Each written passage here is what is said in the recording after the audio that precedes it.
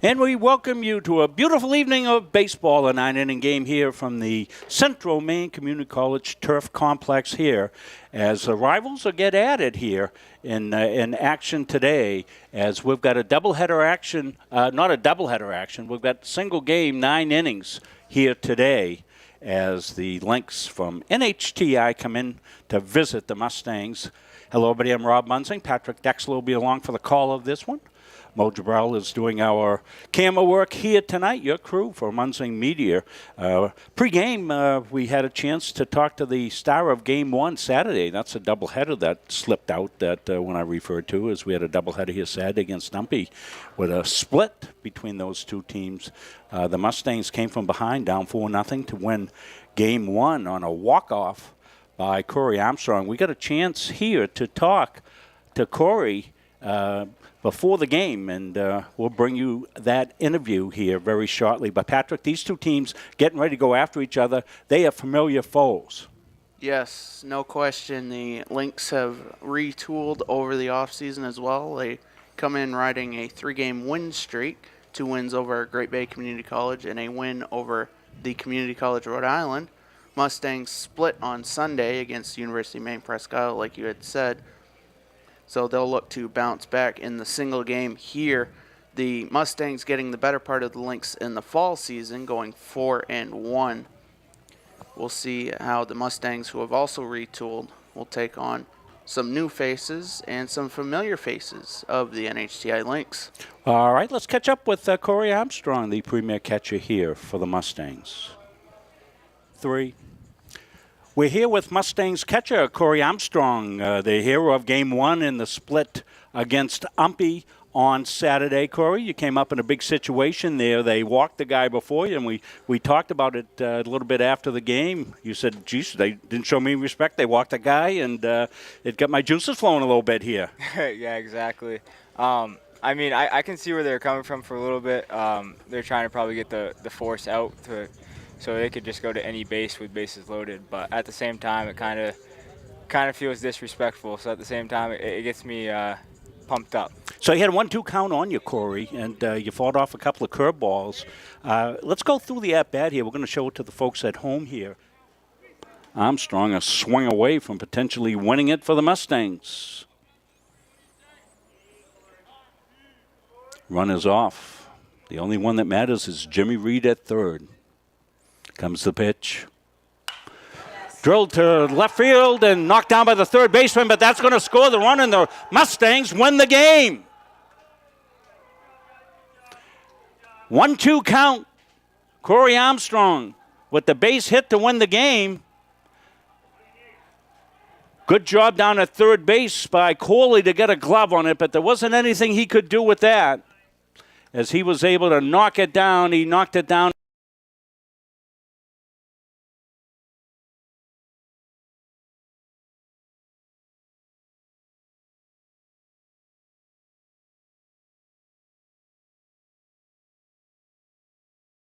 That you're looking at as the defensive catcher, because that is a huge part of your responsibility here on the team. Yeah. I always trust all the pitchers coming in. I mean, they all know their role and what they're doing at certain points in the game. So anyone that comes in, I mean, we just talk in the dugout before and make sure we're on the same page, and we go from there. So when you handle different pitchers, you've got to know what their thought process is as well. And, of course, you guys are using the old, still using signs. How much of the game do you call? How much is called from the bench? It depends on the situation. Most of the time, Coach Tureen calls them because he has all the stats from the opposing team's hitting and stuff. So he bases it off of that. But at times when, I mean, I need the quick pitch the batter or something, I'll do the best I can to make the right decision. So when we take a look at tonight's opponent, it's a big game because it's a YSCC game. Do you handle a 9-inning game a little bit differently with the pitching staff? I think so. I most of our pitching, it's all about how we come out in the beginning. So if we come out firing strikes, that's going to get the pitchers pretty much confidence up, and it'll last throughout the game longer, I think. Well, Corey, I want to wish you the very best of luck tonight and going forward, and we thank you for being here with us. That's Corey Armstrong, the catcher for the Mustangs. Thank you. We'll be back. We'll have more pregame activity after this.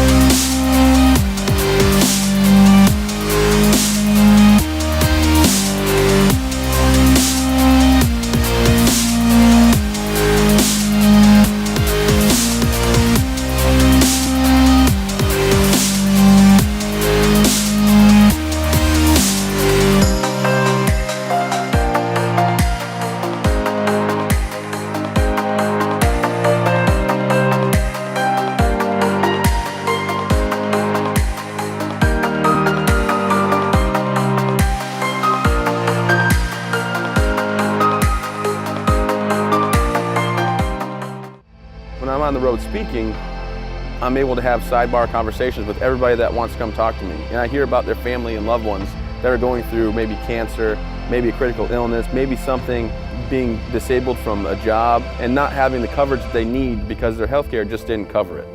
I ask that you would allow one of our experienced representatives to come into your business so that we are able to educate you on the value of these very, very important products. See the coaches and umpiring crew going over. Got the umpires for tonight's game. Patrick has those. Calling the balls and strikes will be the crew chief, Kevin Joyce, and on the bases will be Mike Todd. As we get set, ground rules being gone over, including what happens if it goes all the way to the softball fence. That has stayed up through time and time this spring. I'm pleasantly surprised. Yeah, so far so good with that, Patrick. You're right. As you see, well, you don't see down the right field line warming up is the starting pitcher for the Lynx. That will be Connor Lee.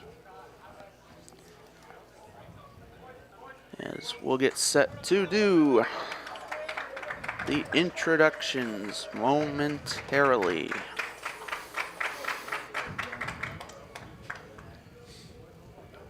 Should be a beautiful night for baseball.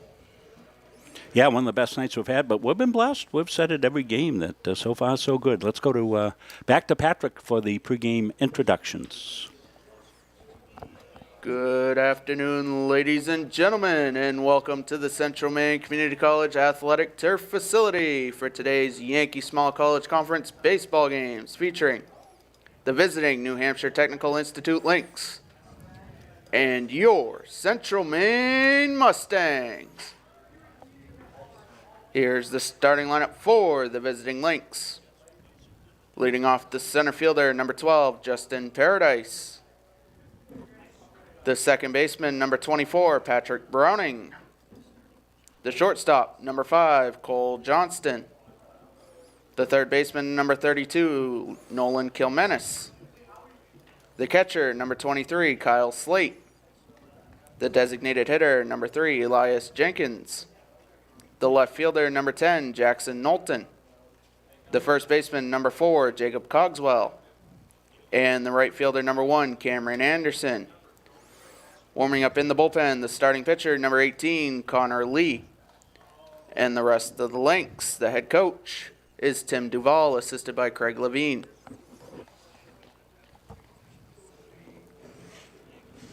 And now, the starting lineup for your Mustangs. Leading off, the center fielder, number 12, Jimmy Reed. The second baseman, number 10, Jake Arell. The shortstop, number 31, Stefan Lesko. The third baseman, number 33, Caden Truman.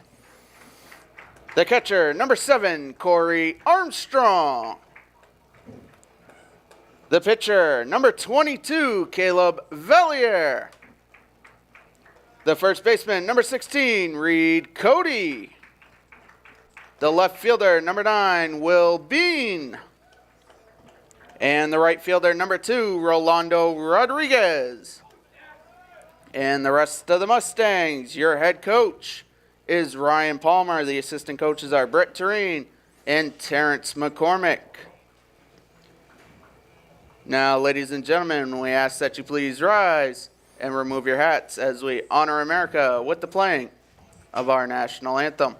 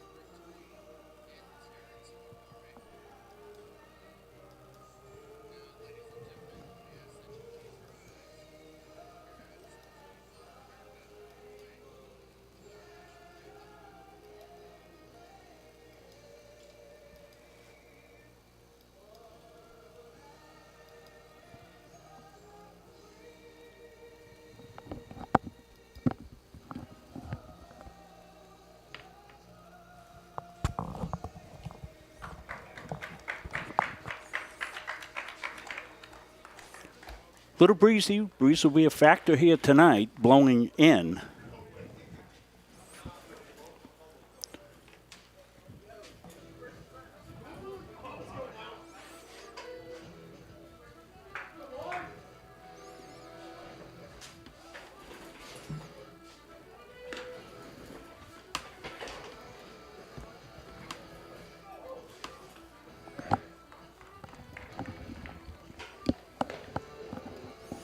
See tonight's starting pitcher, Caleb Valier, going through his warm-ups. We're having some issues with our scoreboard. I may have to restart that program. It doesn't seem to want to respond right now, so. We'll set the defense for you again, as in the outfield left to right will be Will Bean, Jimmy Reed, and Rolando Rodriguez. Third to first, Caden Truman, Stefan Lesko, Jake Aurel, and Reed Cody. Behind the plate, Corey Armstrong. And the ace of the Mustangs, toeing the slab, taking the mound. Caleb Valier, 8-2 on the season.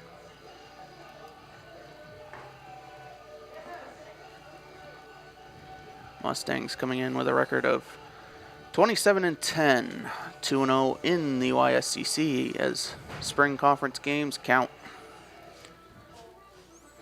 They went 4-1 against the Lynx in the fall, including the come-from-behind win in the Fall Classic. Yeah, so give us a minute. We're going to restart our software that runs our graphics and see if we can't bring that up. And until that time, Patrick will do a radio-style play-by-play, give you the count and all of that information that's normally on the scoreboard.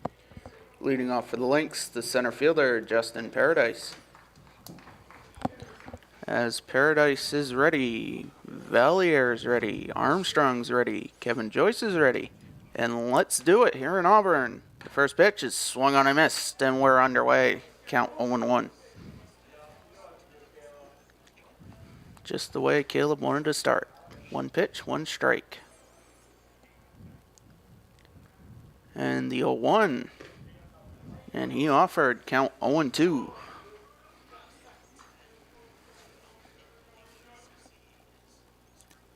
Well, when Caleb gets in a groove, this is how he pitches. Gets a ball, gets a sign, delivers a strike. And he wastes one there. Count 1-2.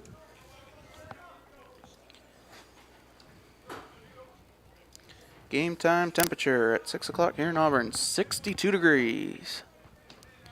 Can't get much better. And that pitch in there, called strike 3.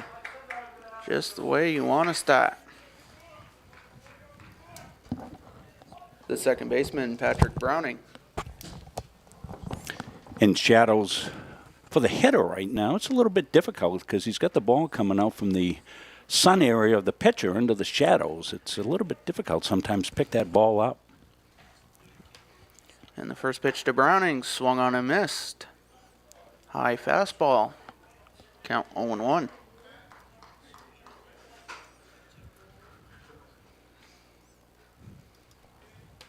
Valier fires, swing and a miss. Valier up 2 strikes. Back-to-back hitters.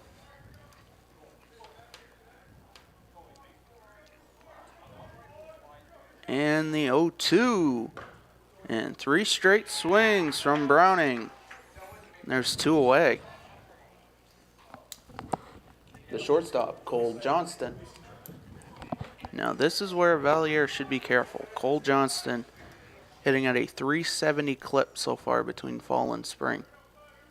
He is arguably their best hitter. Good power to the gaps and a great shortstop defensively. Curveball low. No chase.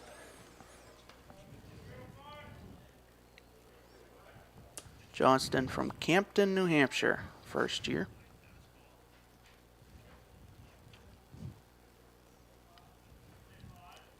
And Valier's 1-0. Fastball grounded to third. Truman fires over to Cody in time, and it'll be a 1-2-3 inning. 3 up, 3 down. Mustangs coming to bat here on Munzing Media. So we're going to stay right here as I'm close to getting the scoreboard set. And this is a good time to bring it in and see if we're going to be able to work it. So bear with us here. As you know, if you've watched our broadcasts, we're not ESPN pulling up with 200 people. So as on the mound for the Lynx will be Connor Lee, a spring addition for the Lynx. Kyle Slate caught in the fall for the Lynx. He'll be behind the plate. We'll set the defense. Left to right in the outfield will be Jackson Knowlton, Justin Paradise, the senior for the Lynx, and Cameron Anderson. Third to first, Nolan Kilmanis, another spring addition, Cole Johnston, Patrick Browning, and Jacob Cogswell. well, the good news, Patrick, I think we have the scoreboard back ready here for the bottom half of the first inning. Seems to be responsive, so thank you for bearing with us on that. That is definitely good news.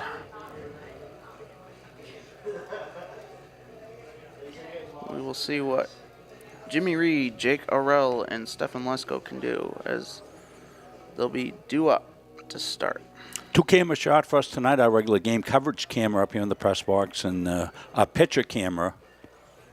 Again, the weather didn't cooperate with us. Wind gusts 25 to 30 miles an hour tonight did not allow us to put the unmanned center field camera up, as well as they were having a softball game. The Patrick Dexler All-Stars took on the softball team.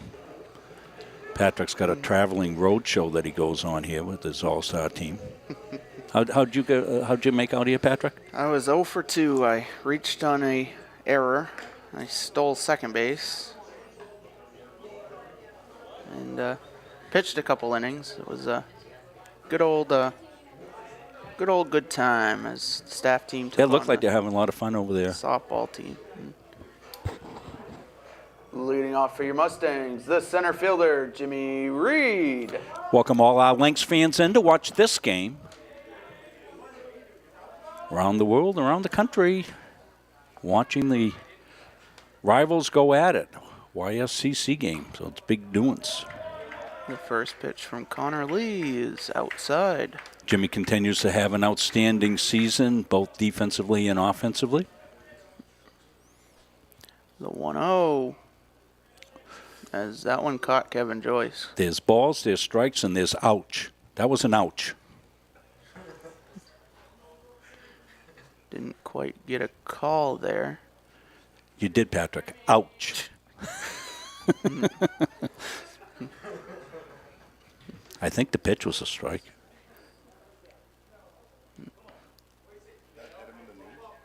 The athletic trainer Stephanie Clark on site tonight. Not much Stephanie's going to do about that, Patrick.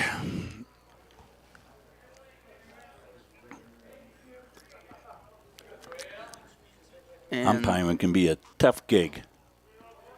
3-0. That was a ball. 3-0. The ouch pitch was a ball.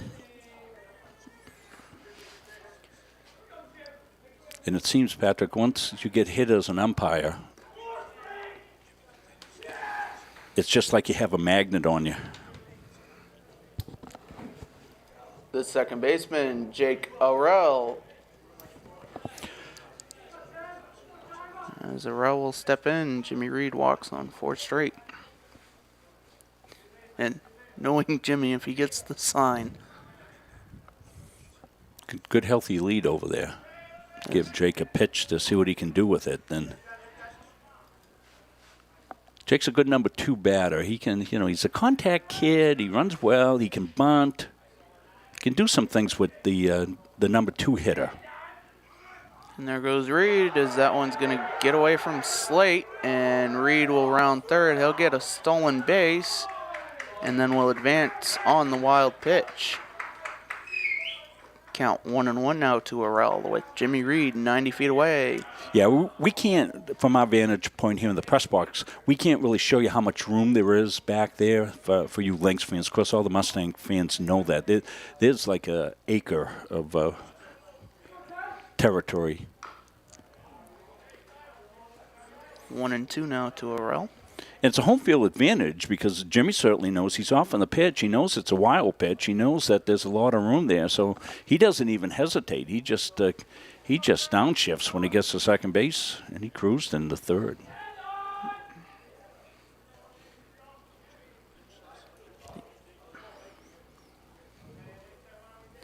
Lee set at the belt. The 1-2. Line to second. As Reed will have to hold up at third.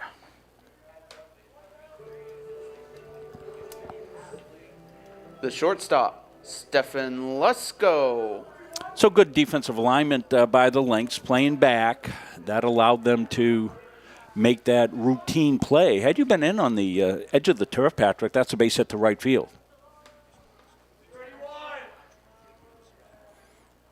And Lesko grounds to short. Johnston with it. He'll throw over to first. Not in time. Cogswell could not get the tag on as Jimmy Reed will reach, as the call was then overturned by home plate umpire. Nonetheless, the Mustangs do score. So I was getting set to make a replay, and so The third baseman, Caden Truman. they said he swept the tag on or he held the base. Probably said he held the base, is my guess. First pitch fouled off. We'll hold that. We'll take a look at that. We'll have that for a replay. Yeah. Not sure. We'll slow it down, take a look at it between innings. But the Mustangs pick up a run here. 2 outs, nobody on. I'll have to see what Kevin Joyce said, because it had to have been appealed, as Mike Todd said he was safe. Again, it's the 2-man umpiring crew with the base umpire out in the field, not really able to see that well, Patrick. And the home plate umpire that's looking right down the line, he can see whether the catch and contact with the foot is concurrent, and if so, then the appeal makes perfect sense to do. It's a tough call for the base umpire. And Caden Truman goes down swinging. That will do it for the Mustangs. Jimmy Reed gets the first run. Mustangs take an early 1-0 lead. So we're going to take a look at that play. What we'll do is let's slow it down a little bit, and we'll take a look at it. Give me a second to make that for you. Okay. So let's take a look at the replay here, folks. You can take a look at it at home, and we'll see what we get down at first base. Comes the pitch, and terrific play at shortstop. By Johnston. Yeah, Johnston makes a great play. The backhand play, and then a gun to first base. Here it comes.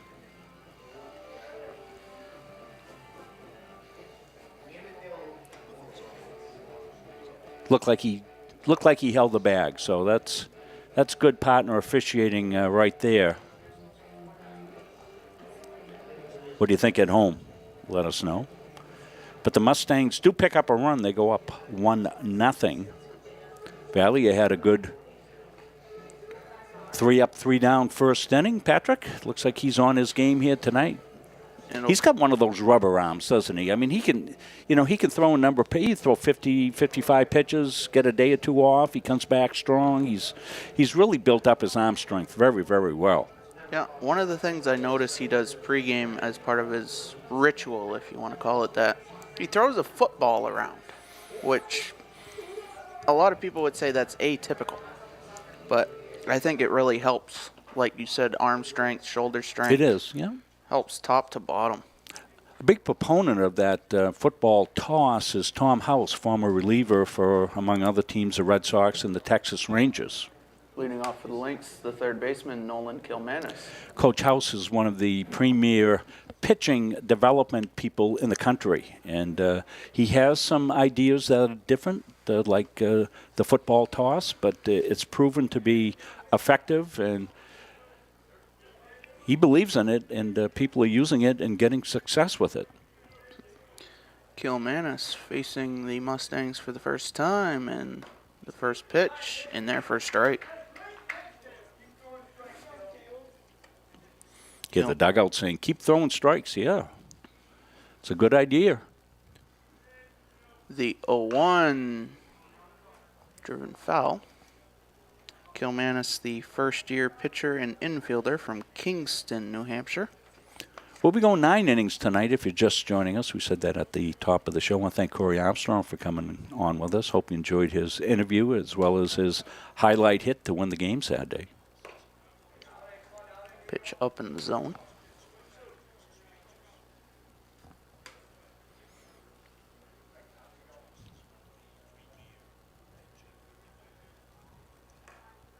And Kilmanis takes one off the helmet. And the first base runner for the Lynx will reach. The catcher, Kyle Slate.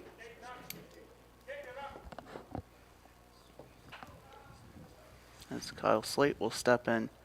He caught all 5 games against the Mustangs in the fall, and he is the only catcher listed. No, they have 2 catchers, the other one being Cole Johnston. But primarily with Johnston in the infield, they use Slate behind the plate. Well, you can see Johnson at shortstop. That play he made at shot was a corker. Check over to first. Kilmanis slides back in.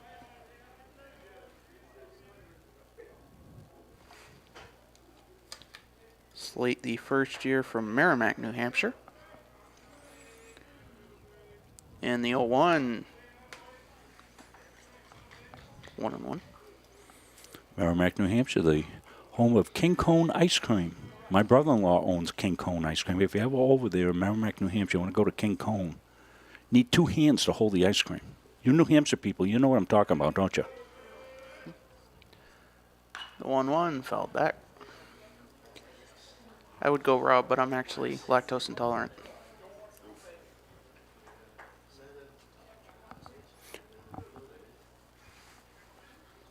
That's under the Too Much Information Act, Patrick. Okay.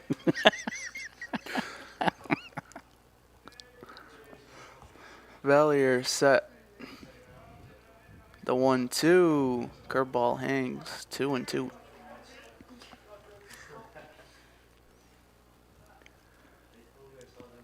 Mustangs up 1-0 early on.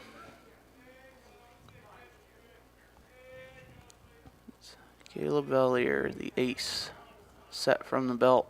The 2-2, and Slate swings and goes down. There's one away. The designated hitter, Elias Jenkins. As Jenkins steps in.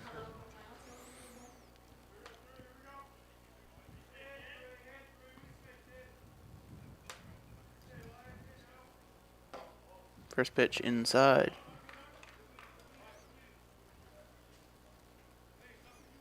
Have you had a chance to see the Lynx play? Are they streaming their games this year, Patrick? Have you seen them online at all? I haven't seen anything. I tried looking the other day. The 1-0 swung on, I missed. Maybe Michael Martineau's watching, can let us know if the Lynx stream their games. We'll be down there in 12 days. Well, that's kind of what I was thinking for the CM fans that, you know, they're really used to watching the stream games since we've been doing them all. And the 1-1, just low. We don't travel on the road. We have beautiful spots here to do both softball and baseball and all the sports we do here. The 2-1 fouled back. The facility's being used by some high school teams as well here that are able to get on the field a little bit earlier than they can on their grass fields. 2-2 count here. 1 out, 1 on. And the pitch. And Jenkins chases. Yeah, got him out front on the curveball. The left fielder, Jackson Knowlton. As Knowlton will step in with 2 away. And Kilmanis on first.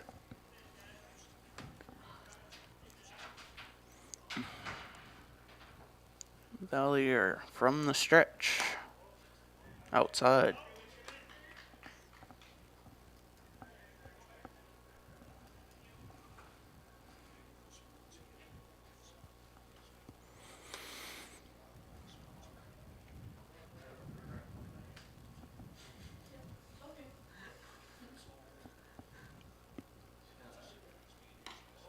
That pitch outside as well. Valier trying to find his first inning rhythm. See, he went 3 up, 3 down.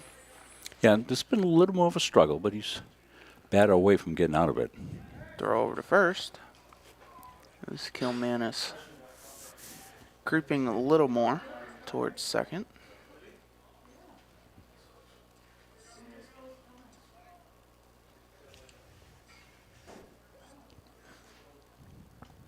The 2-0 grounded to short.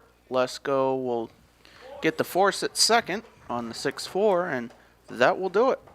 Mustangs coming to bat up 1-0 here in the bottom of the second.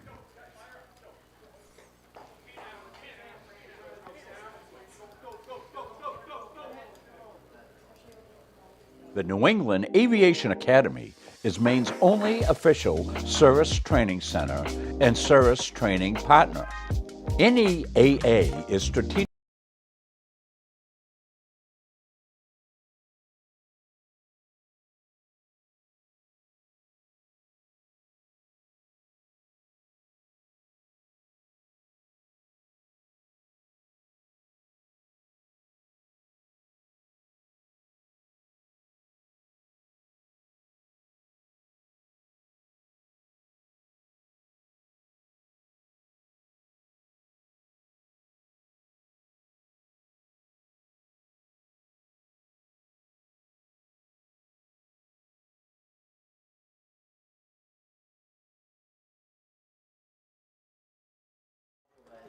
So we welcome you back. Not sure what happened to that ad. We'll go to school on it. Due up for the Mustangs in the inning will be Corey Armstrong, Caleb Valier, and Reed Cody. Corey with the walk-off hit in Game 1 on Sunday against the visiting Presque Isle Owls. Mustangs, though, sitting on a one-game losing streak as they lost the second game of that twin bill. Yeah, Humpy was a good opponent, good even matchup there. 2 good games.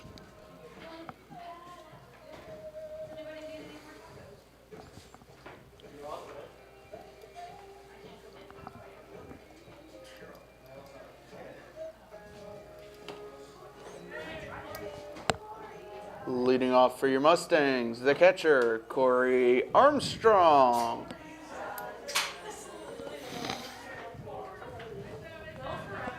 As Armstrong will step in. The pitch. He checks in time, count 1-0. As Corey told you, he expects a lot of off-speed stuff.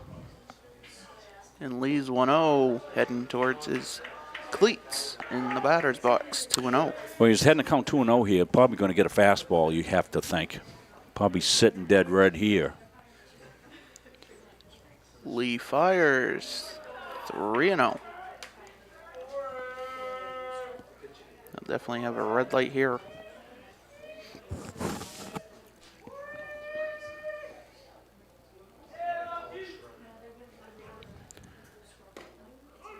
As Armstrong heads for first, but Kevin Joyce says, hold your horses. Count 3-1. That one finds the strike zone. And now the 3-1. Line to right. That is a base hit. And that's going to get past Anderson. As Armstrong will have to go back to second, I believe. That will be ruled a ground rule double.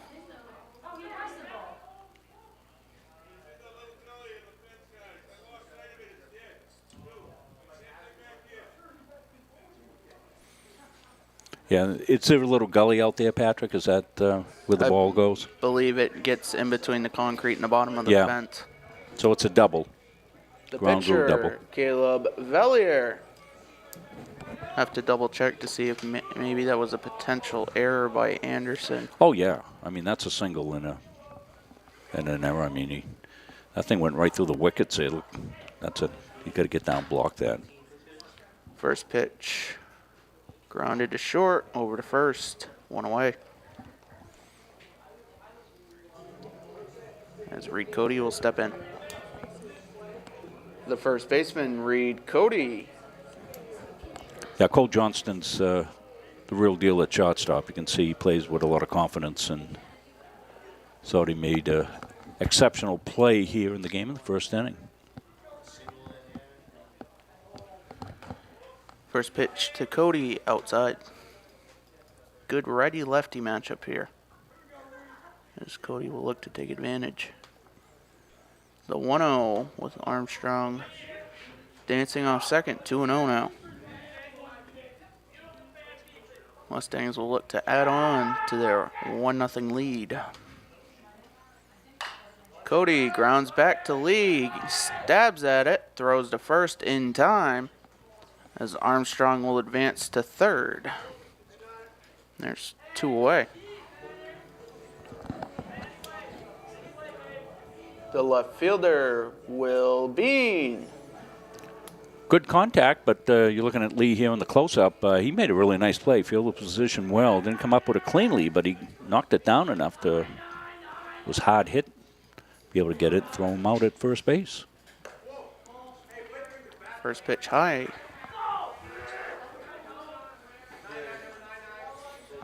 So Will's got a chance to pick up a RBI. He checks his swinging time, 2-0.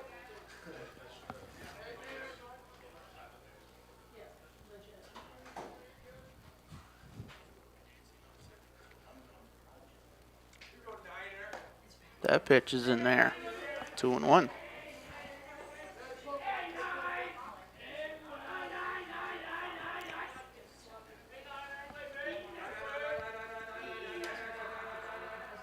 And the 2-1 to Will Bean, 3-1.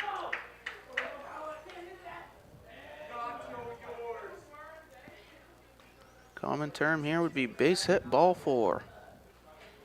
Just get on base. The 3-1. Grounded through for a base hit. Armstrong will score. Base hit and an RBI for Will Bean. Mustangs go up 2-0. Good job by Will picking up the RBI with 2 outs. The right That- fielder, Rolando Rodriguez. Just got by Johnston. He'd made a similar play in the first inning. That was probably a little bit further to his right and a little bit more along the ground. First pitch is high.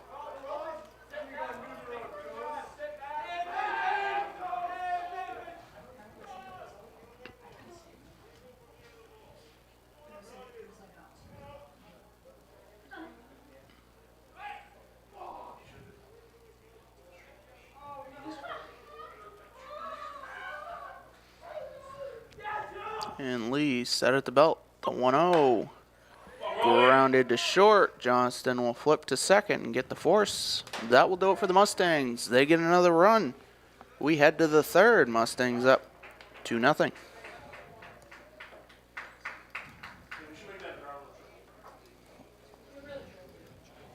Helping people is kind of ingrained into me. I am so glad that I chose to be here. It's a really great program. The instructors are super helpful. They really do set you up to be successful in the field. The new hospital simulation lab here at CMCC is a great addition. It's as close to replicating real life as you can get. We did an IV lab. With a mannequin, it's nice to get your toes wet before you jump into a clinical setting. Deep breath. CMCC is the best place to start nursing. It's challenging, but you are learning. We have a smaller size classroom, smaller ratio to instructors. It's affordable. It really provided me relief that I'm not going to accrue a lot of debt. I needed to set myself and my family up for success after. I'm going to come out of this able to actually practice as an RN in the real field. It's a wonderful opportunity. Jacob Cogswell will lead it off for the Lynx. Here in the top half of the third inning, it'll be Cogswell, Anderson, and Justin Paradise, the 8, 9, and 1 hitters, as the lineup will be turned over.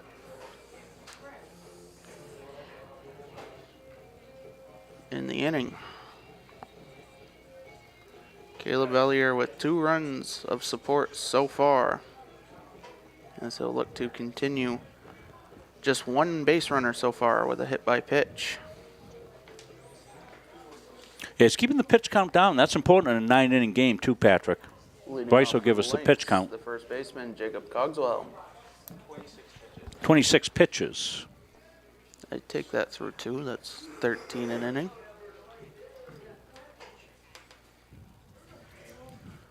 And the first pitch of the third inning.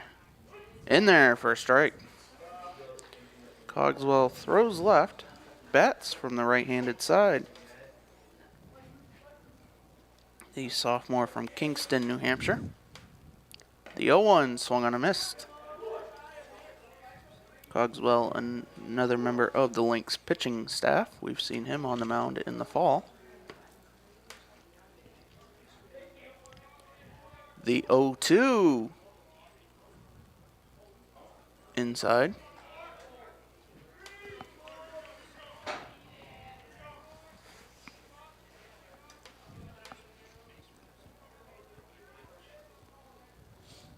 And Vallier's 1-2. Ooh, That one close. just missed. 2-2.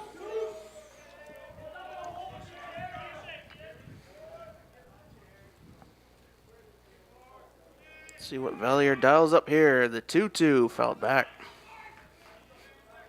He went back to the fastball. Cogswell was able to make contact.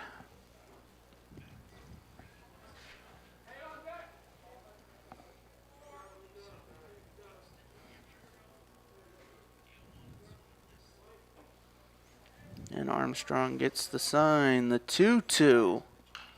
That one fouled back. Cogswell doing a good job staying alive.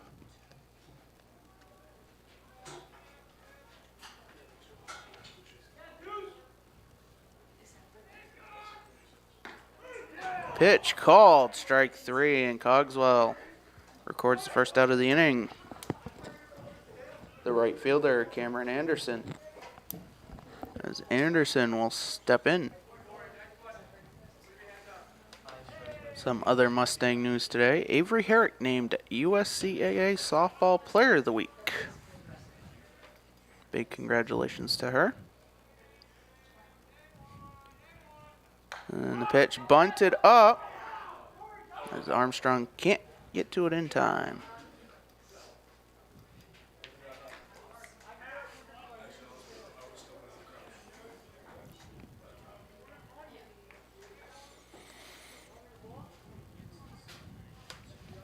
Five strikeouts so far for Valier.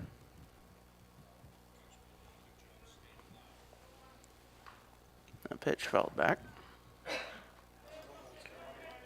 Definitely a good start, Rob, if you can get 5 of the first 7 via the K. Yeah, well, you see why. He's up 0-2 already. Now he can play. You know, he was 0-2 last time and threw a couple of teasers. Pitch outside. It's a good location on that.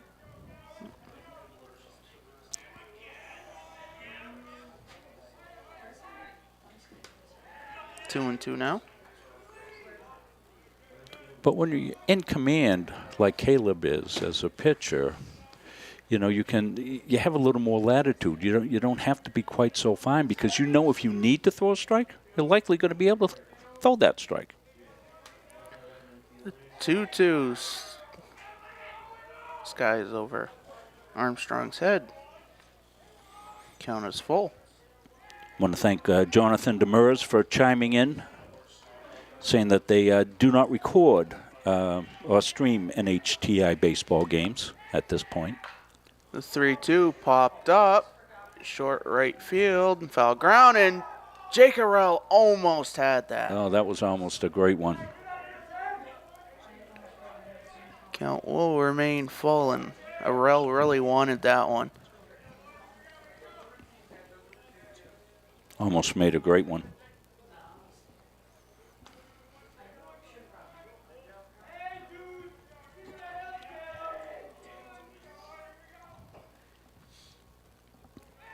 Valier's 3-2.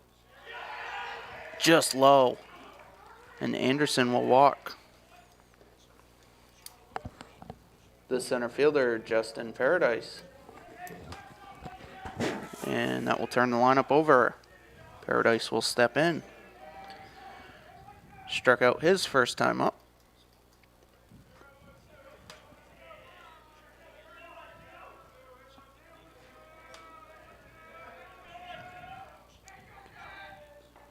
That skips to Armstrong, a good stop. That's fantastic low ball technique right there. Roll your shoulders, become a backstop, round the ball off so that when it hits you, it goes forward. Perfect technique there by Corey.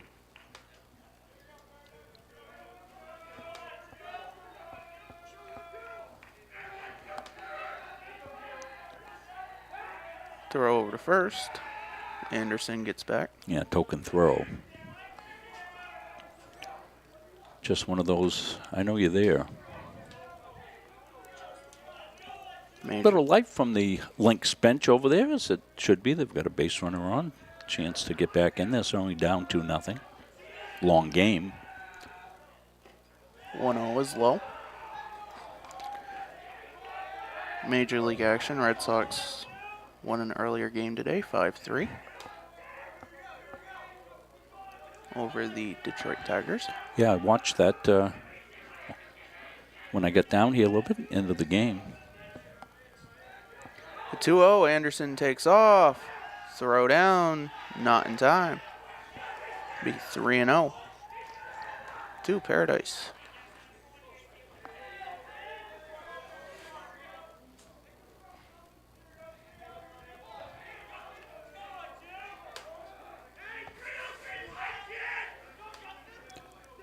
Lynx with their first runner in scoring position. The 3-0 down Broadway. I think it was Garrett Whitlock came in, pitched 4 innings in relief. got the win, a 4-inning relief appearance. That's old school. That's like when I was a kid. That's like when the monster Dick Raditz would come in and save the game for the Red Sox, pitch 5 innings. The 3-1 grounded to short. Lesko throws over, not in time. As Paradise reaches. Whitlock signing a 4-year extension this week. He could buy you some tacos now. The second baseman, Patrick Browning. That's a base hit. Extraordinary effort for Lesko to make the play. Yeah, Lesko really rounds that ball off and just couldn't get enough on it. Mustangs will be in double play depth here with Paradise on first and 1 out. Well, they ran early. Let's see in the first and third if they don't want to run again. And the pitch up in the zone. 1-0.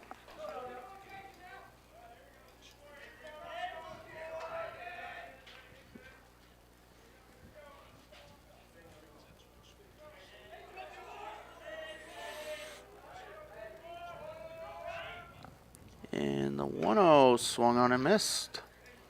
Browning also a victim of the K in the first inning. Yeah, might chase the ball out of the zone that time. Good look at Caleb out there, getting the sign.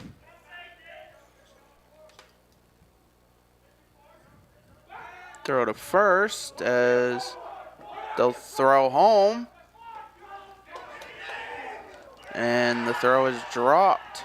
And the Lynx will score a run on the first and third situation. Will be 2 stolen bases. Let's go in to talk about something. I'm asking home plate umpire a question. Well, the run's going to score. So if he tags him with the ball, does that mean he's out? Or does he have to be standing on the... Yeah, because the ball was dropped.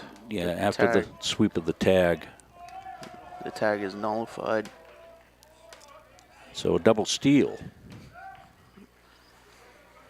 And the 1-1. That's low. 2-1. So the Mustangs played it well. They just had time to make the throw at the plate. Just got away a little bit. 2-1 fouled back.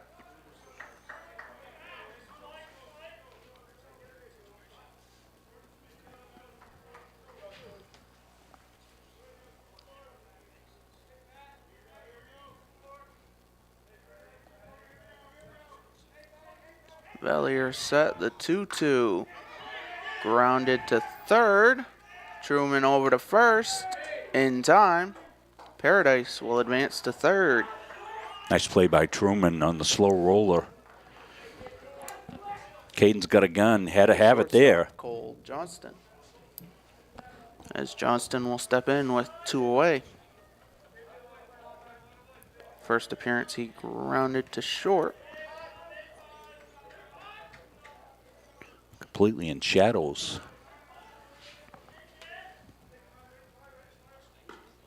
Curveball in there for a strike. So 2 outs now. Change that. Paradise 90 feet away. The 0-1. Grounded to third. Truman has it. Over to first. In time. The Lynx get a run. Mustangs coming to bat. Up 2-1. Well, a couple of good plays here by Truman.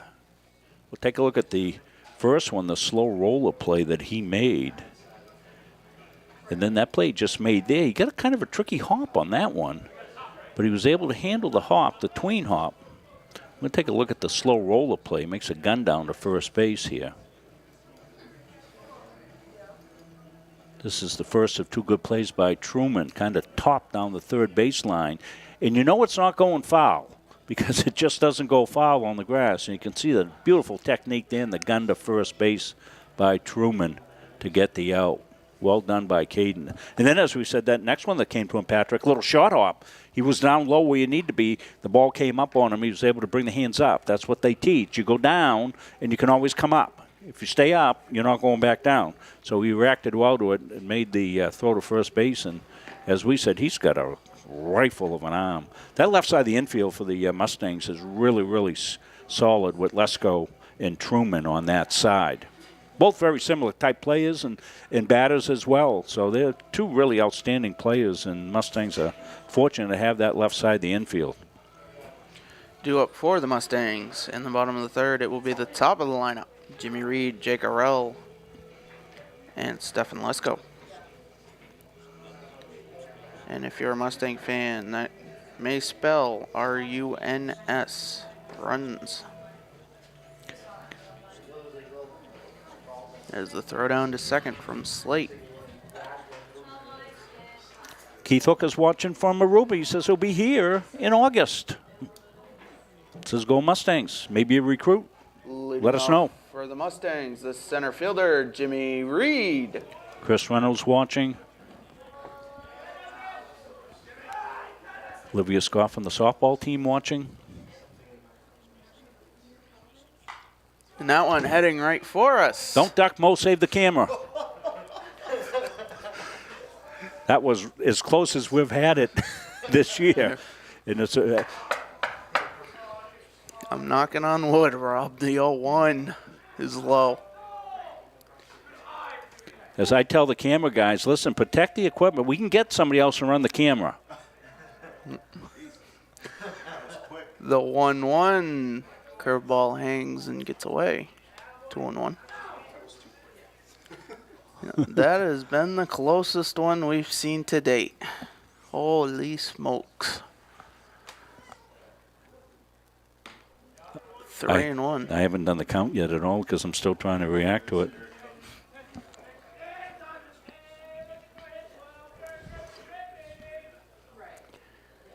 And Reed grounds the 3-1 pitch to second. Gonna be tough. Browning can't make the play as Reed slides in. Yeah, hydroplanes into first base. The second baseman, Jake Arell.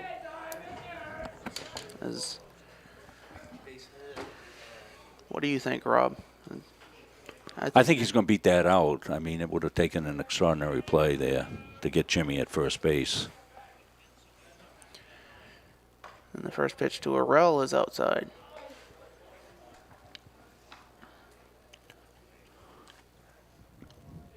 So Mustangs with the leadoff guy on. Jimmy, of course, always a threat to pilfer. I don't think they don't know it. I think Connor Lee heard you.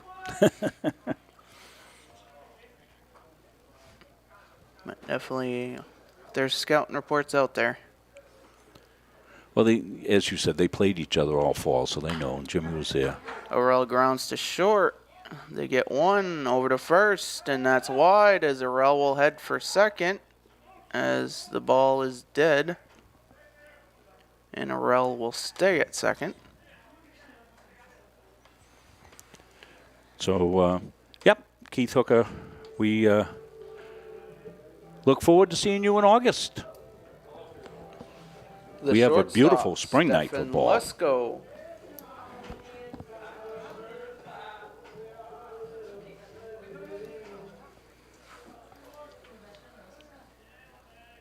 As that will be a fielder's choice and an E4.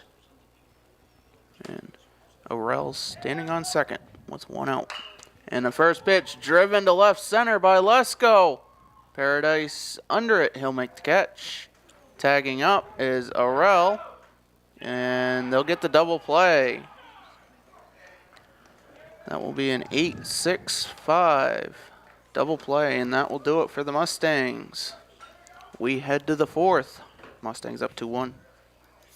Yeah, nice looking relay here by the Mustangs. Paradise in center field made the catch. Did it well. He came through the ball. Made a good throw. We'll show it to you here in a second. Let's take a look at this double play that the Lynx pulled off.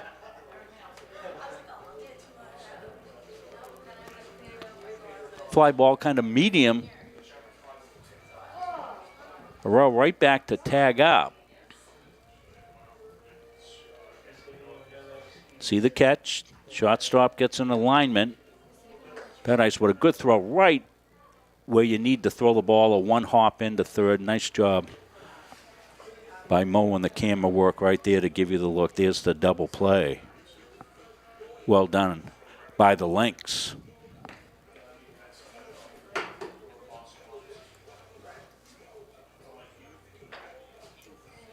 So we want to congratulate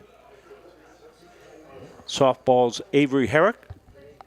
Here you see the graphic we had was when she was named the YSCC Player of the Week, Patrick. I don't have the latest one, but we'll put this up here and extend further congratulations to Avery. As you said, she's now National Player of the Week, correct? Yes. That's fantastic. They're naming player and pitcher, so 2 separate individual awards, and she got Player of the Week, but recognized for both pitching and hitting. As she should be. She had a terrific week. Leading off for the Lynx, the third baseman, Nolan Kilmanis. As Kilmanis will lead it off, it'll be Nolan and Kyle Slate and Elias Jenkins, the 4, 5, and 6 hitters.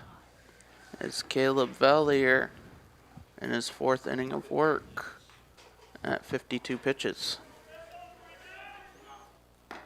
And that 53rd pitch is swung on and missed.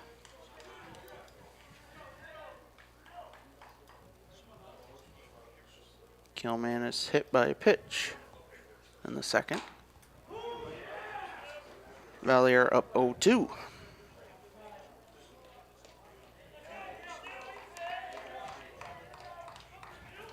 Lights have come on the campus.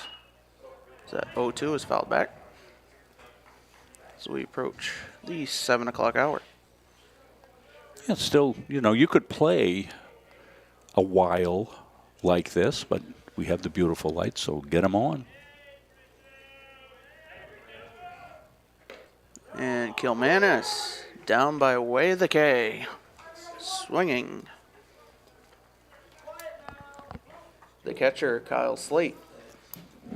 As Slate will step in with 1 away. We'll remind folks that we have a 9-inning game tonight. Valier up to 6 Ks. And Slate swings at strike 1.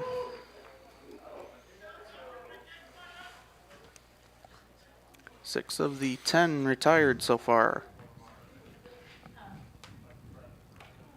And Slate down 2 strikes. Have they rescheduled the Great Bay game yet? We have not yet, Rob. Okay. Waiting on the Great Bay Athletic Director, Brian Scott. The 0-2 and Slate down on strikes. That's 7 of 11. The designated hitter, Elias Jenkins. For NHTI fans, want to let you know Patrick Dexler is doing the excellent job as voice of Mustangs baseball. Not only does it live on the stream, but he's also announcing for the fans here tonight. The first pitch popped up, and Reed Cody will slide in and get the play. And then another 1-2-3 inning for Caleb Valier. Mustangs coming to bat, up 2-1.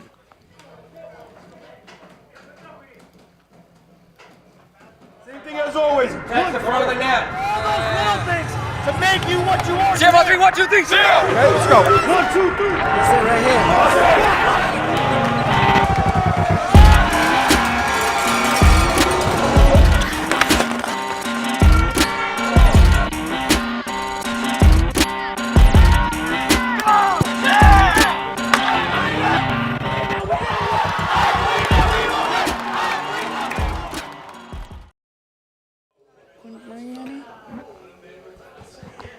Good pace to this one, Patrick, as we move to the bottom half of the 4th inning. It'll be Caden Truman, Corey Armstrong, and Caleb Valier due up 4, 5, and 6 for the Mustangs. That's 3.5 innings in an hour.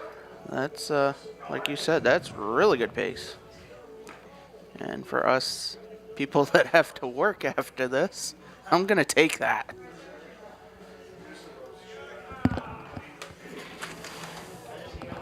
Let you know our next game here for baseball will be on Patriots Day on the 18th, as Quincy College will be coming up from Massachusetts. A doubleheader, 12 and 2 o'clock on those games.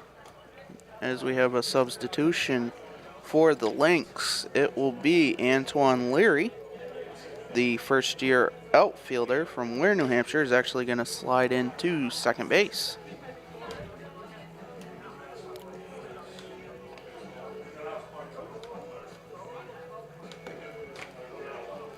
Just a straight substitution. He's a first-year player.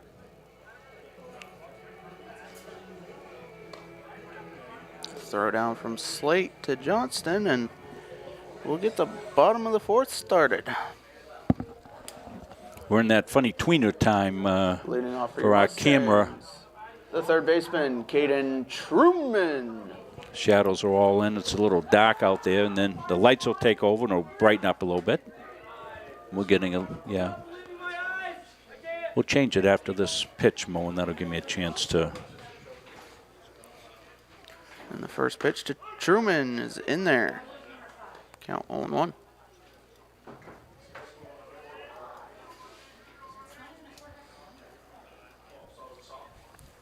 The 0-1 to Truman, lined through for a base hit.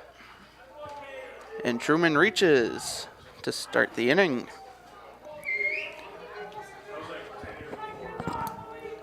The catcher, Corey Armstrong.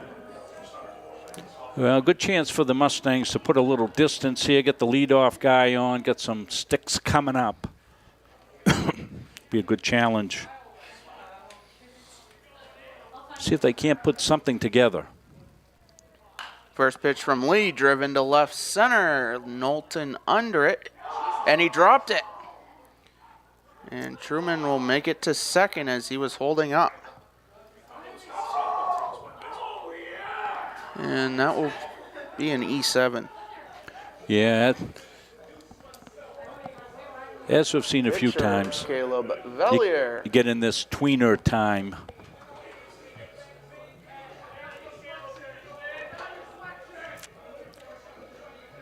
I'm not sure. Does NHTI have lights at their field, Patrick? No, they do not. They not. don't. So they play all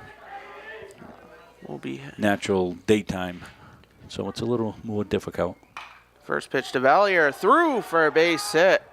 They were shifting a little bit, and runners will hold up. The bases are loaded to start the inning. Well, it hasn't taken long to get these sacks filled, has it? Bingo, bango, bongo. The first baseman, bases loaded. Reed Cody. As Reed Cody will look to do some damage with nobody out. Yeah, Valier, who sprays the ball well, went the other way, hit it in the hole that was between first and second. They're going to move the infield in here. Won't First matter. pitch, driven to right center. That's going to be a base hit. As Truman scores, Armstrong scores, Valier gets to third. It's a base hit and 2 RBIs for Reed Cody, and the Mustangs go up 4-1. Yeah, Mustangs aren't wasting any time this inning. They're really attacking that first pitch strike just as Reed did right here and drove it into right field. As Will Bean will step in with runners on the corners and still nobody out.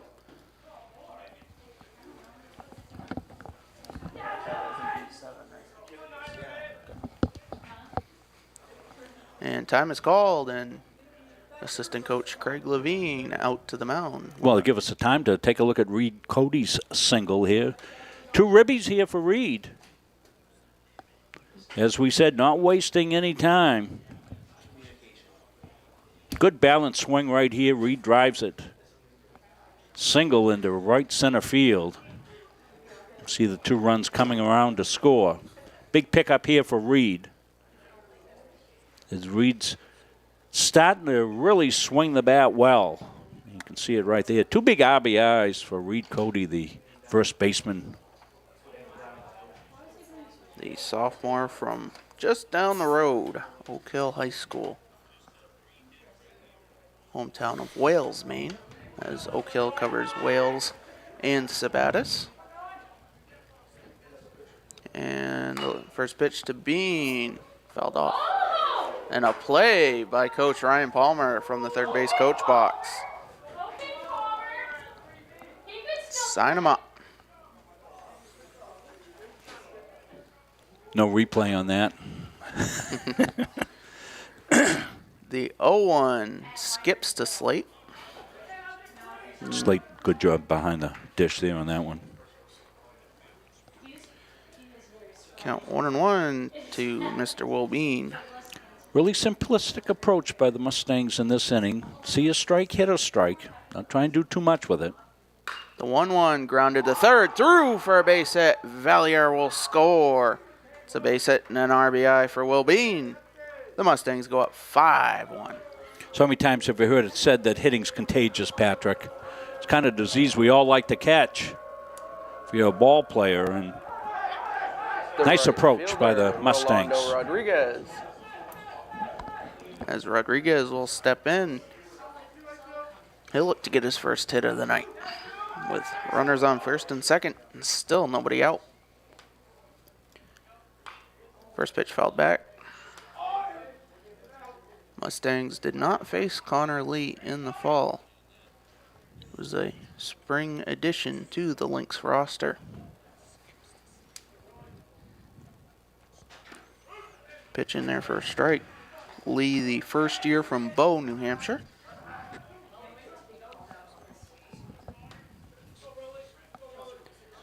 The 0-2, and that hits Rodriguez. That will load the bases and turn the lineup over to the dangerous Jimmy Reed.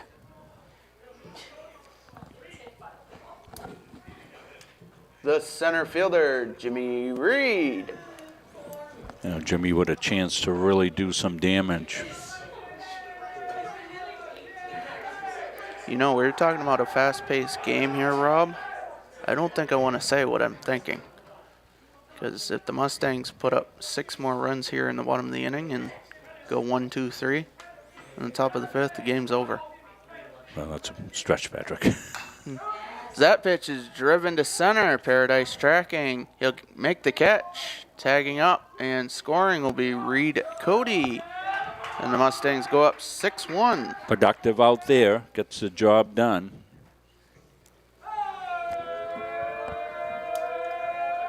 The second baseman, Jake Arell. As Arell will step in with 1 out. Runners on first and second. Mustangs with 4 runs in the inning. As they have figured out Connor Lee. First pitch swung on a miss, gets away from Slate. Said foul ball.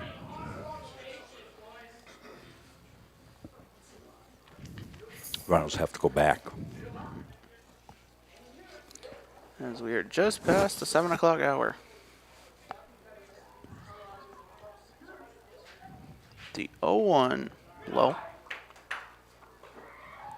Couldn't ask for a better night of baseball in really? April. Yes. Yeah, it was still, you know, April 12th. As Rodriguez will, no, Wilbean will take third, and it's going to be a double steal. Count 2-1. Aggressive base running by the Mustangs. That was kind of a strange situation there. As Wilbean just took off, and the throw was not down. And yeah, Will took off. Then Rolando followed that right up. It was almost like a delay. And the squeeze bunt is on. As the throw is wide, and that will score 2 more runs. Small ball getting the job done. Mustangs go up 8-1.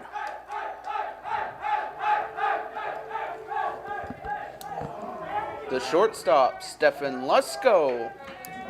Wilbean took off for home, and Jake Arell put down a great bunt and was able to reach on the throw. Well executed squeeze, the suicide squeeze. He'll get credited with a base hit and 2 RBIs. As Rodriguez scores on the throw, he was in full gallop, rounding third. Throw over to first. As they check on Arell. As the power hitter Lesko up with one away. First pitch inside. We've nearly hit around, I think, have the Mustangs in this inning. Caden Truman, the first hitter of the inning, on deck. A run shot for the Mustangs. They got 2 in that situation, 8-1. Sorry about that, folks. I think we're caught up, 1 out. Runner at first. 2-0 now to Lesko as 3 pickoff attempts. It's been a long inning defensively here for the Lynx. The 2-0. Lesko swings. 20 pitches for Connor Lee. As I think they have adjusted to his mechanics as Arell takes off. That's line through for a base hit as Arell with speed will go first to third. And the Mustangs have runners on the corners for Caden Truman. Ball gets away, and Lesko down to second base. The third baseman, Caden Truman. And that's why you got to be careful to call time because situations can happen. Second and third now for Truman as that one is skied into short right center. And Anderson's going to let it drop. Arell will score. And Truman will get to second. That'll be a base hit. And an RBI for Caden Truman. He'll advance to second on the throw, and the Mustangs go up 9-1. The catcher, Corey Armstrong. Armstrong will step in with 1 out and 2 runners in scoring position. That ball was sky high. Pitch grounded foul. As Palmer makes another play in the third base coaching box. Ryan Palmer, let's get you a glove, coach. Palmer, the former Mustang, himself playing from 2002 to 2004. 1-1 now to Armstrong.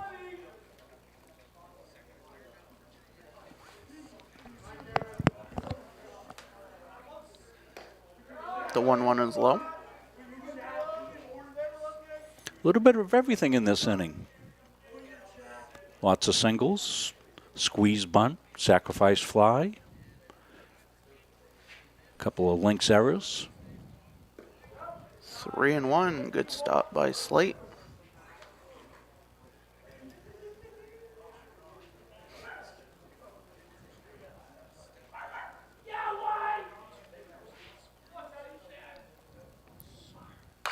Three-one line for a base hit. Lesko will score. Truman will stay at third. It's a base hit and RBI for Corey Armstrong, and the Mustangs are up 10-1.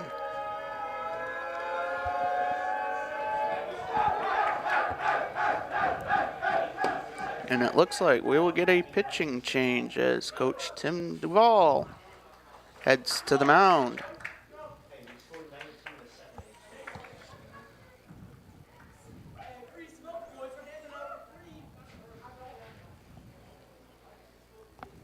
They have a conversation, and Connor Lee will make his way to the dugout. So I'm going to take a look at the replay. I think we get the squeeze that I would like to take a look at and break down. It's a well-executed play, and it's called the suicide squeeze because if you don't execute it, you've given up that runner. So here they go. Winded all the way back here. I guess I have not trimmed this. You can see looking down to third. Now this usually, the squeeze requires quite a bit of communication. Back in the day, we'd make sure that the batter acknowledged it, the runner acknowledged it, and so that we knew everybody was on the same page. And the key to it is you can't leave too soon from third base. you can't leave until right there where the pitcher has already committed to throw the ball. And that way he can't change his... Pitching for the Lynx, number 32, Nolan Kilmanis. He can't change his release point. And, of course, that one, 2 runs came in as the ball got away. So that's a sacrifice bunt. Error on the throw, but well executed. As Nolan Kilmanis will step in. He'll move from third to the mound, and the designated hitter, Jenkins, will move to third base. And that will do it for Connor Lee. See Nolan going through his warm-up tosses. Well, I scoffed at you back a bit ago, Patrick, when you were teasing the big inning.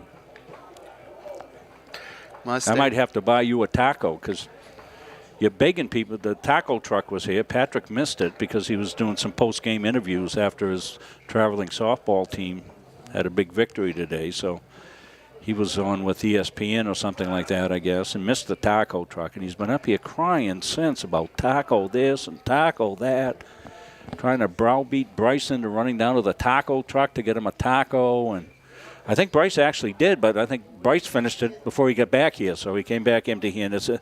It's been a horror show up here in the press box with this. I want to say to Coach Gagne, don't have the taco truck anymore. It causes all kinds of problems up here, Dave. The pitcher, Caleb Vellier. As Vellier will step in with that magic 11th run, 90 feet away. Still only 1 out. Armstrong off of first, and he'll go as that pitch is grounded through for a base hit. Truman will score. Armstrong makes his way into third, and the throw gets away. Armstrong heads for home. He will make it. Valier heading for third.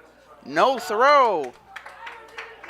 As Valier winds up on third base on a base hit, and the Mustangs go up 12-1.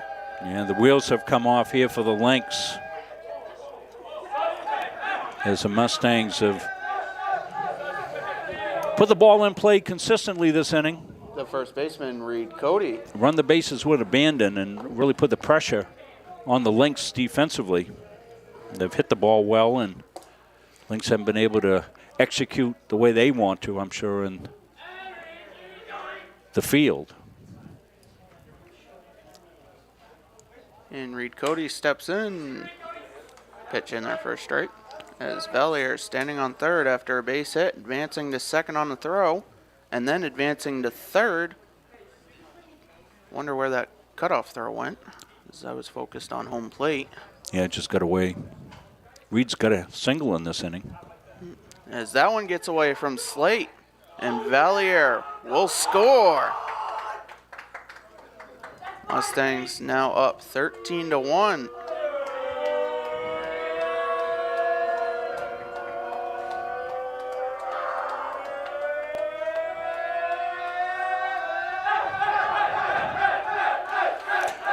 Well, jubilation down below us, as you would expect in this YSCC game. These games are very important, as you said, Patrick. And then we got kind of a... Discussing Kilmanis. Yeah, I'm not sure. Was he coming have Mo go in on it. Yeah, whether or not. He's got a kind of a funky set.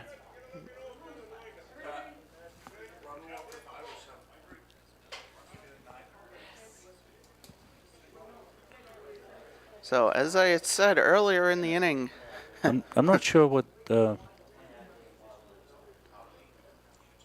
Joyce is trying to communicate to the coaches. Lineup changes, possibly. I don't know. A 1-1 count to Cody. Anything about a potential balk is now null and void, as there are no runners on. And that one gets away. 2-1. But Mustangs have done their part here in the bottom of the fourth. They shut down the Lynx in the top of the fifth. This one's over. They've exploded here in the bottom of the fourth inning. Oh, 2-1. Swing and a miss. So it's kind of funny. Kilmaris will look like he's stretching and then wind up from there. See, that's a stretch. and then he goes into windup. Of course, with nobody on, not a problem. 3-2 now to Cody.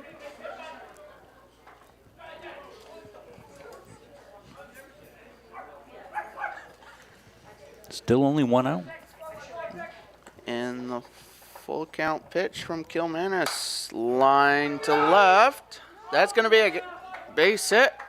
As that one takes a funny hop as Knowlton will corral it. And that will bring up Will Bean. Still 1 out. So we'll see this wind up here and see what The left fielder will he does Bean. with a runner at first base. Going to get a pinch runner, Patrick. Evan Eldridge in for Reed Cody, and Evan will stay in at first base. I'm assuming we've seen that in a few of the games. Your attention, please. Pinch running for the Mustangs. Number 15, Evan Eldridge. Yeah, more than likely, Rob. I mean, Reed Cody could re-enter. Yeah, but Eldridge a little faster on the base paths. well, Reed leaves, if he does leave, with a good game. And that pitch skied in foul ground. Cogswell tracks it. He'll make the catch in foul territory.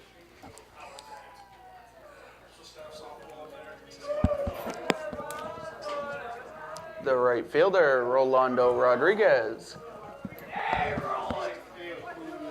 As Rodriguez steps in with 2 away.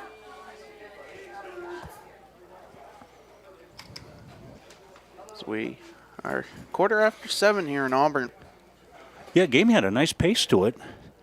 It's kind of slowed down in favor of the Mustangs in this half inning for sure, but Mustangs have been playing well. Pitch inside. The 1-0 to Rodriguez. High. 2-0.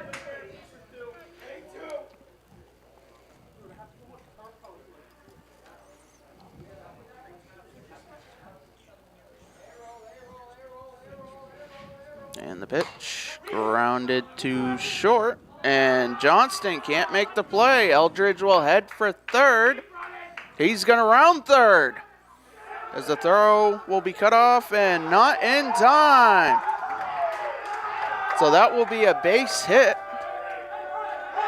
And then Rodriguez will advance on the throw, and Mustangs get another run as Eldridge on his horse makes it all the way around.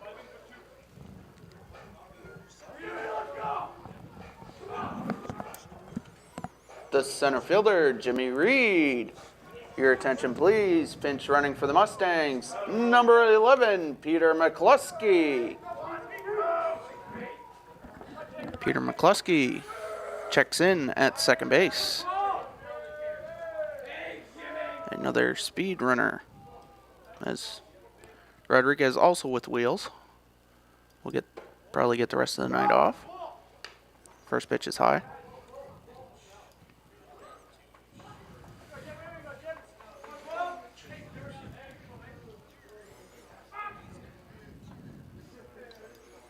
And Kilmanis is 1-0, driven to right center. Paradise tracking, and that one's going to drop. That'll be a base hit and an RBI for Jimmy Reed, and the Mustangs have hit the 15-run mark.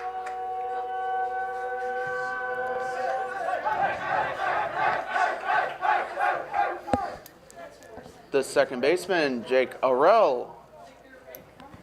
And Jake Arell will step in with 2 away as Coach Palmer calls time. Well, he'll talk to home plate umpire Kevin Joyce and see what we get for another substitution.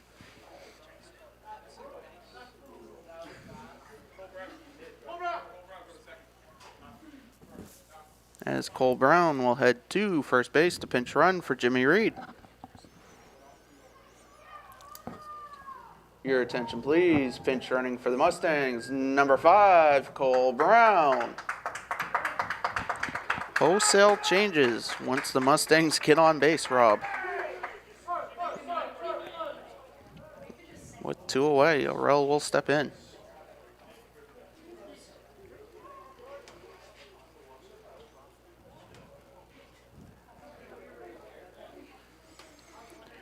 the pitch. That's high.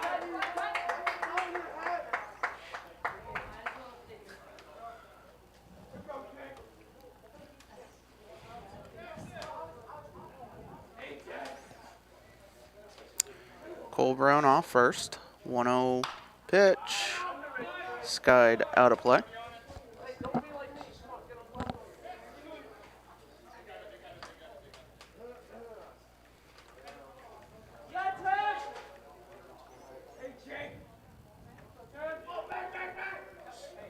Gilman is checking on Brown at first. The 1-1 inside, 2-1.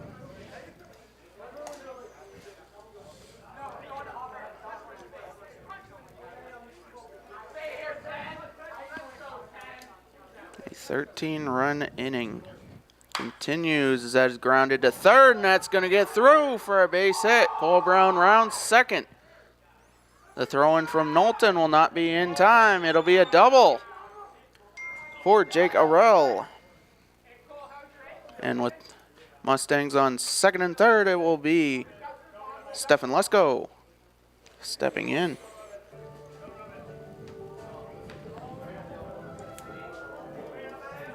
The shortstop, Stefan Lesko.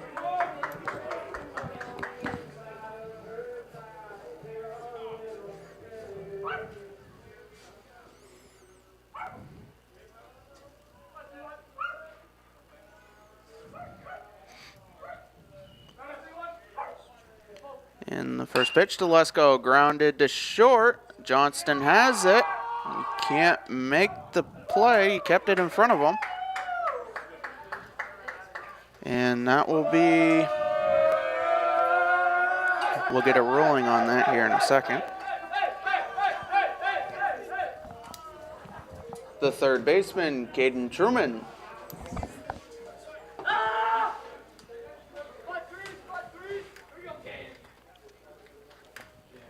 The first pitch to Truman, grounded to third. And the play will be made. That will do it.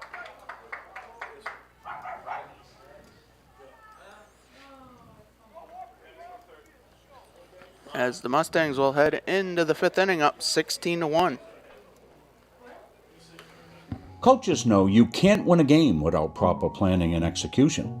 Let Gosline Retirement Planning coach you into a confident retirement. Here at Gosline Retirement, we provide that proper planning and help you utilize a step-by-step approach on all facets of your retirement planning. We provide guidance on income planning, wealth management, understanding taxation, Medicare and long-term care, and legacy and estate planning. We pride ourselves on working hard for those who have worked hard their entire lives. So, schedule your appointment today and let the team at Gosline Retirement Planning put together a retirement game plan for you. We head back here in Auburn for the top of the fifth inning. Mustangs with a 14-run bottom of the fourth. I scoffed at you. I shouldn't have. I was waiting for the Mustang bomb to explode, and boy, did it explode. As Caleb Valier will look to shut it down. We'll go over the defensive changes. Evan Eldridge stays in the game at first. Jake Arell stays at second. Stefan Lesko still at short. Dennis Amori enters as the third baseman. Hayden Tremblay is now in left. That is Cole Brown in center and Peter McCluskey in right.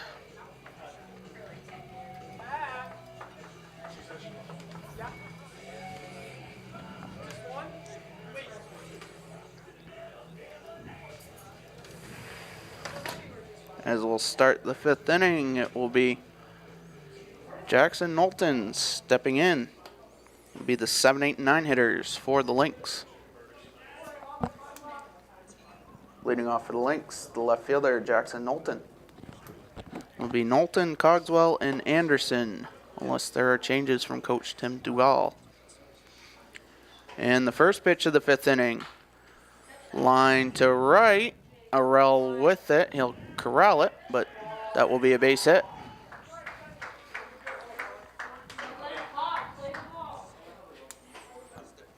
the first baseman, Jacob Cogswell. As Cogswell will step in with no outs and a runner on. So you got a big lead, so you just want to make sure you're throwing strikes here. Let your defense play. Throw to first, not in time. Close. Mustangs potentially wanted a call there.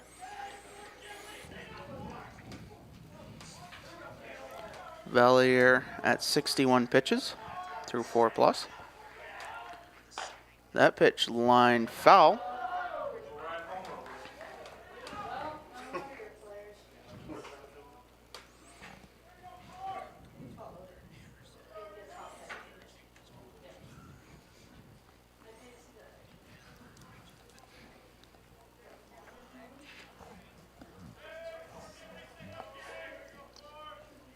Lynx with Cheddar in the dugout looking to stay alive. They need 6 runs in the inning here. What'd you say the pitch count was at? Now 62. Pitch 63 coming up. As Valier looks in, he'll get the sign. He'll look over at Knowlton at first and fire from the stretch. That one is fouled down the right field line. And Valier will have some options here, up 2 strikes to Cogswell. Mustangs playing at double play depth.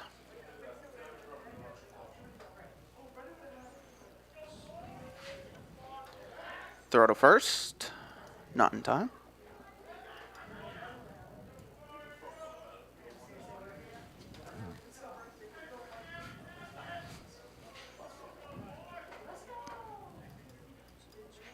And Valier set at the belt. The 0-2 grounded through for a base hit. And the Lynx have something cooking with nobody out. The right fielder, Cameron Anderson. Your attention please, pinch hitting, number 6, Reginald Ray. So the Lynx will have a pinch hitter as pitching coach Brett Tureen will walk to the mound. Have a conversation with Armstrong and Valier. Ray will step in, the sophomore outfielder from Baltimore, Maryland. Did not play in the fall. Was listed on the roster.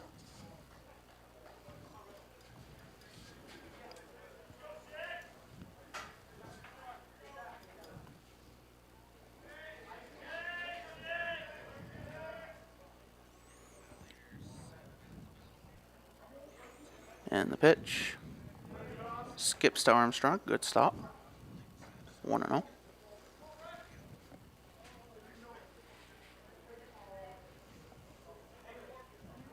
Could almost play the soundtrack from Field of Dreams, Rob.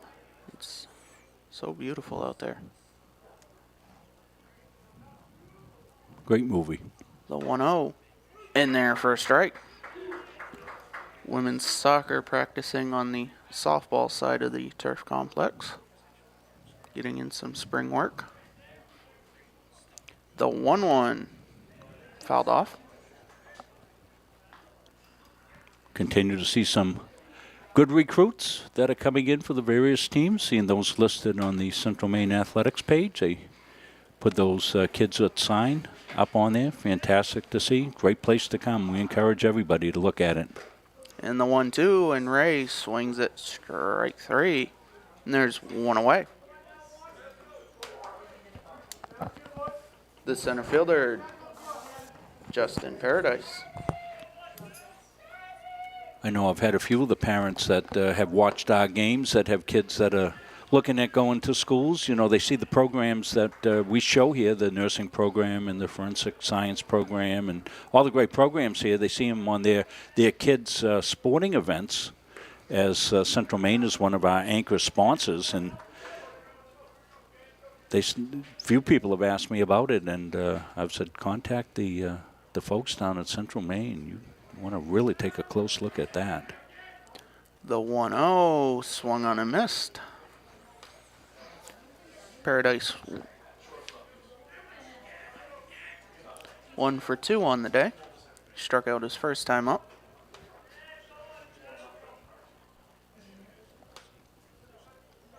Valier's 1-1. Curveball just outside. You know, talking to Jimmy Reed the other day, Jimmy's in the plumbing program here, and Jimmy's got the skill set to go on and play Division III anywhere that he'd want to play. But he says he just loves it here. He's going to come back for a second year, finish his degree, play another year of baseball, and go out and go into the workforce, be a plumber. The trades are so important right now, and you get a great trade education down here at Central Maine Community College. You'll punch a ticket to about anywhere. The 2-2 and Paradise down on strikes. I came in, Mo's looking at plumbing. That's the program that Mo is in, and he's been very pleased with that. And we're going to get a pitching change here with 2 outs in the 5th. Caleb Valier will go 4 2/3 as Ren Trinidad takes the ball. Valier 4 2/3, 1 run, 9 Ks on 73 pitches. Another great performance by Caleb, in line for the win. Your attention, please. Pitching for the Mustangs, number 8, Ren Trinidad.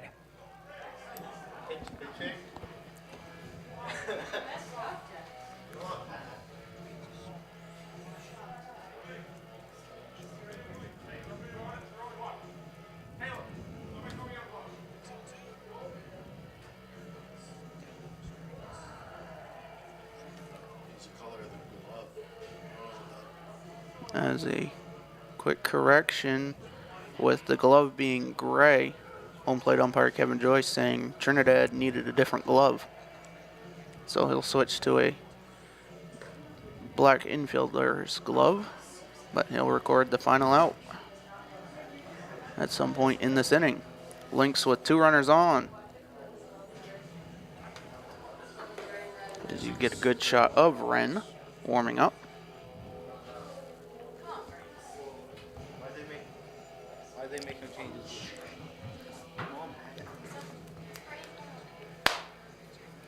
As Trinidad will step in. A little questioning up here in the booth as to why the change was made. I am not privy to that information.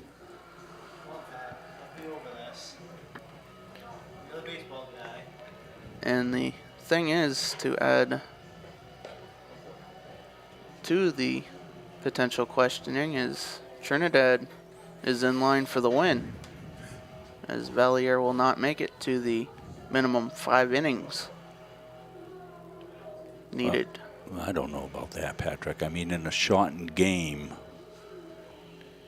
doesn't the game is shortened, he would still be the pitcher of record, I have to think. There must be some type of a rule that's in for shortened games. I will have to check with Coach Palmer.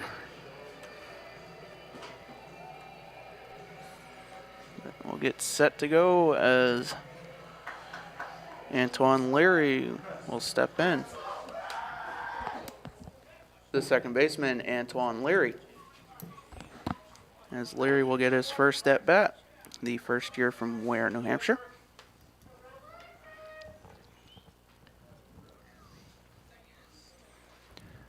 The first pitch from Trinidad outside.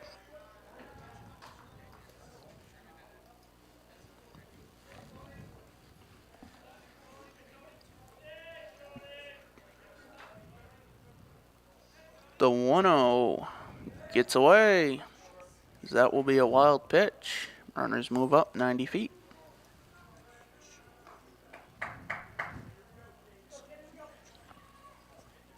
Valier leaves the game responsible for those 2 runners on base.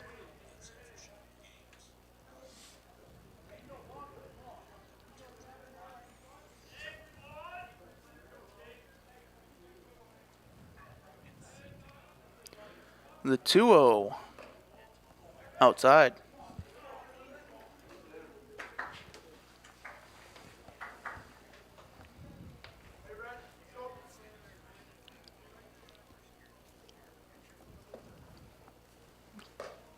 And Leary will walk on 4 straight.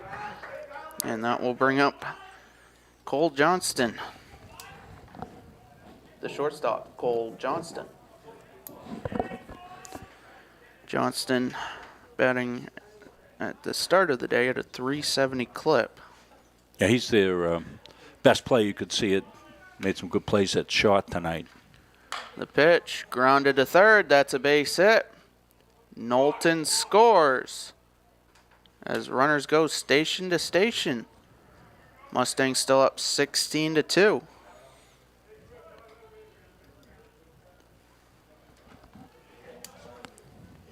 The pitcher, Nolan Kilmanis. Still with 2 out, bases loaded. Mustangs have a force play everywhere. They'll look to get out of the inning here. And the first pitch to Kilmanis is low.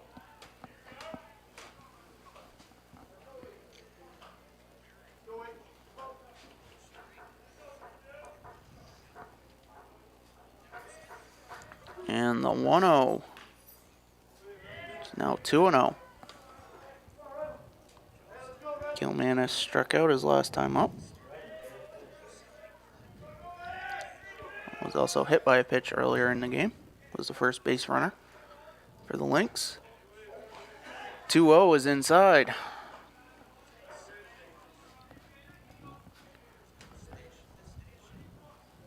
As Trinidad has thrown 7 straight out of the zone.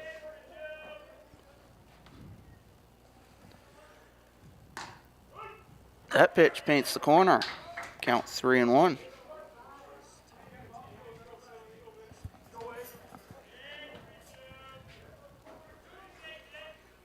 And Trinidad set at the belt. And a run will be walked in as Kilmanis will get to first. So Valier will finish with 3 runs. All of them earned. The catcher, Kyle Slate. Mustangs up 13. Bases loaded, 2 out. Slate at the plate, and he looks at ball 1.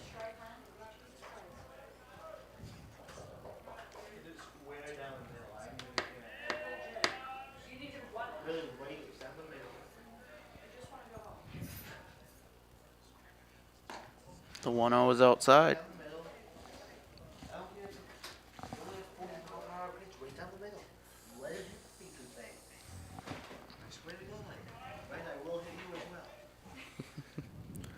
And the 2-0 from Trinidad swung on and missed. He took a little bit off that one.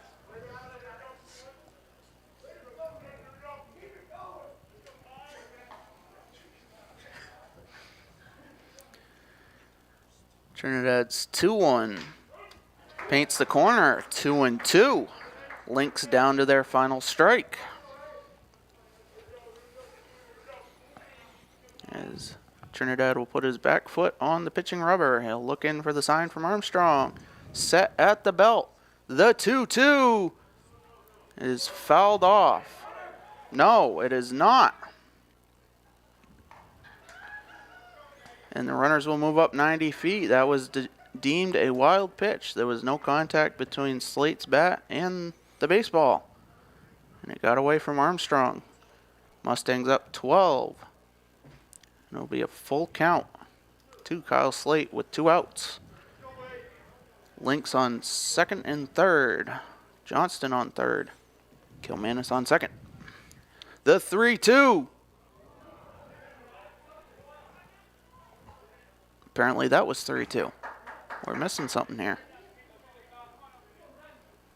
Slate will step in now for the 3-2. Trinidad set at the belt. And the pitch swung on and missed. Armstrong throws down, and that will do it. Ball game over. Mustangs win 16-4. Got a little hairy there at the end, but they pull it out. As this 9-inning game is done in halftime via the mercy rule. Let you know our next game coming up here will be baseball. It'll be on a Monday. Matinee affair, 12 o'clock and 2 o'clock on Patriots Day. Do they not have a mercy rule? Do they not know? Let me take the graphic down that covers the field so you can see what we're seeing here. Head coach Tim Duvall talking with Oh, he probably didn't know about it. home plate umpire. I think Kevin we've Jones. had this situation before, haven't we, Patrick, where a 9-inning game was still the same as a 7-inning game for the mercy rule, I believe. I think we Yes. had one in the fall. That's what we're going on. I mean, we'll... Yeah. We saw last week. It was after 4.5. It was Northern Essex 19 and Southern Maine Community College down in South Portland 19-0. They were done after 5 complete innings. Yeah. Which is what the Mustangs were thinking, so... It's 5.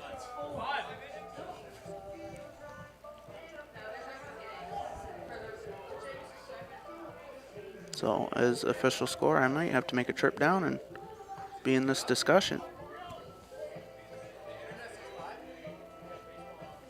You know, I don't think Coach would have made the decisions he made, Patrick, with taking Caleb out. I don't think he would have done that to you.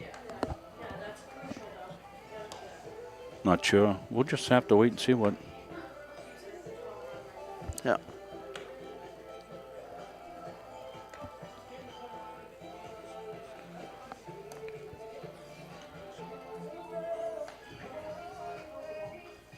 We're going to get rolling here. Well, if you see the umpires leaving,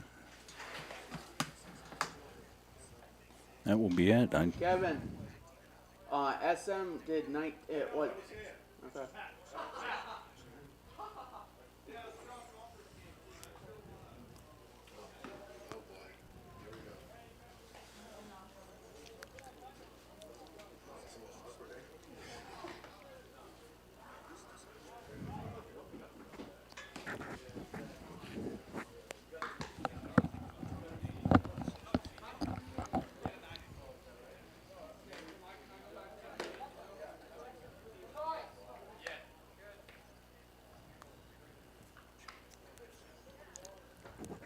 It looks as though we're going to have to get an outside source for a ruling here. As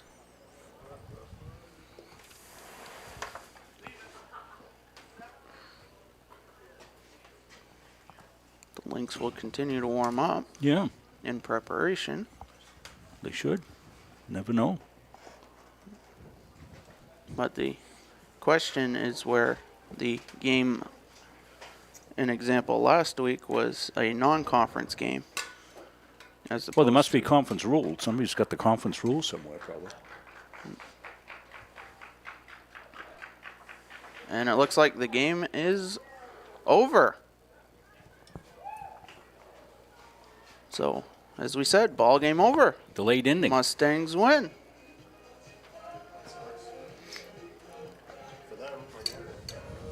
They take this one 16-4 as the Lynx scored 3 in the top of the 5th. Made it interesting there. Didn't give up. Kept battling. So we'll quickly wrap things up here, Rob. Yeah, let's put our graphic back up that we jumped on a little bit before. But our next game now will be on the 18th. That's Monday, 12-2. So we'll be on the air about 11:15 for that one, Patriots Day. The Quincy College Granite coming to town. Well, Quincy and Patriots Day. What more could you ask for there? You got that connection. Well, Patrick, great job as usual. We thank you for your fine work here on Munzing Media. Mo on the camera duty tonight. Yours truly, Rob Munzing, doing color and production. Thank Bryce and all the folks up in the press box. Chelsea was up here working tonight as well, and we thank everybody for their help. So that's going to wrap it up. Congratulations to the Mustangs. They get the victory here tonight. So, for all of us here at Munzing Media, so long, everybody.